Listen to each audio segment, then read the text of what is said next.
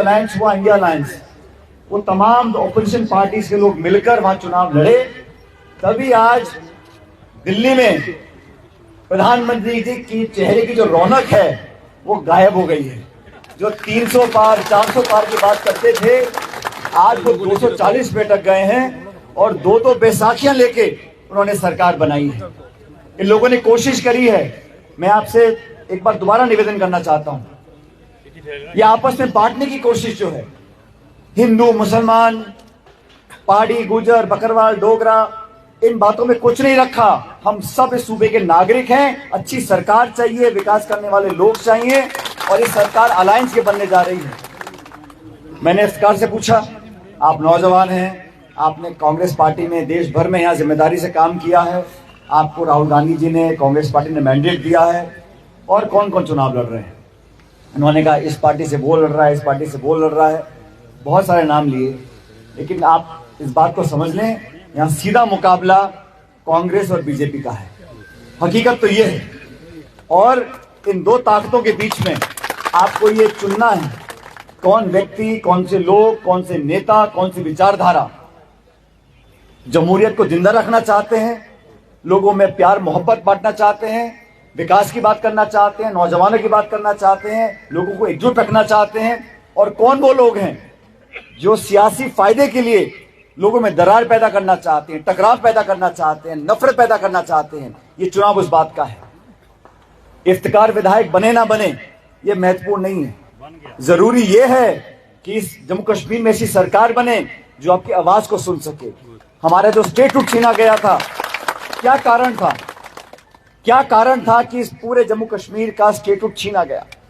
हम लोगों ने अपने मैनिफेस्टो में कहा है, सरकार बनने के बाद सबसे पहला काम हम लोग कराएंगे कि जम्मू कश्मीर को दोबारा पूरा स्टेटहुड मिले। ये कोई कागजी कार्रवाई नहीं है, ये लोगों के मान सम्मान से जुड़ा मुद्दा है, लोगों की इज्जत का मुद्दा है, सेल्फ रिस्पेक्ट का मुद्दा है। कोई जवाब बीजेपी के पास नहीं है।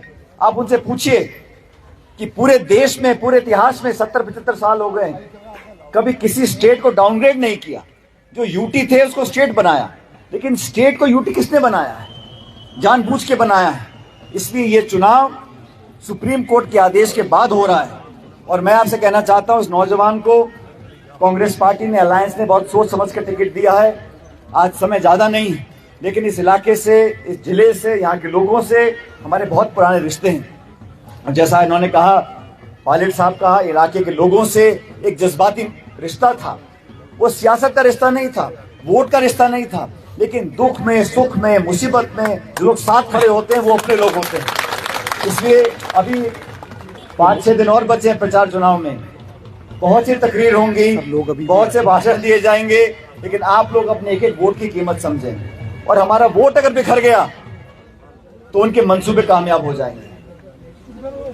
हमारा वोट अगर बिखर गया तो वो लोग मौका फरस्त जो ताकतें हैं, जो फासिस्ट ताकतें हैं, वो दोबारा मजबूत हो जाएंगे। आज राहुल गांधी जी हमारे लीडर ऑपोजिशन है, नेता प्रतिपक्ष हैं, और उन्होंने सरकार को आईना दिखा रखा है, सरकार को मजबूर कर रखा है कि आप मनमानी नहीं कर सकते।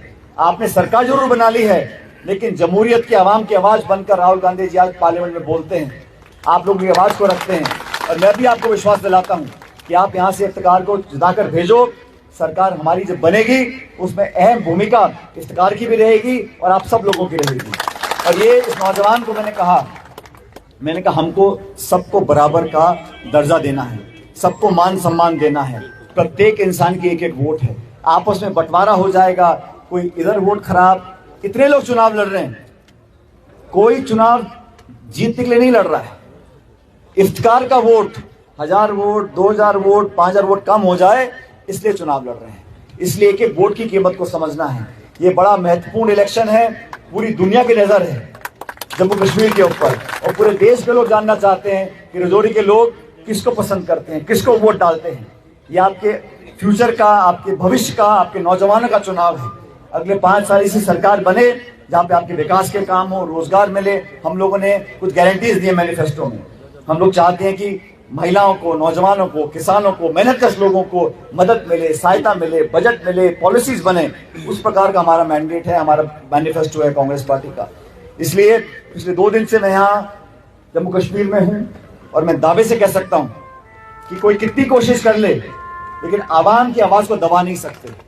लोगों की जो मर्जी है हम आएंगे तो भारी बहुमत के साथ यहाँ पर अलायंस की सरकार बनेगी और आपका नुमाइंदा श्रीनगर जाएगा, ऐसा मुझे पूरा विश्वास है।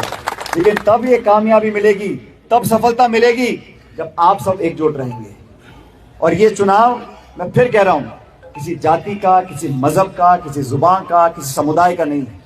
ये चुनाव दो ताकतों का है, कांग्रेस का है और बीजेपी का है। बाकी लोग भी चुनाव लड़ें, लेकिन अपना वोट हमें हाथ के निशान पर देना है।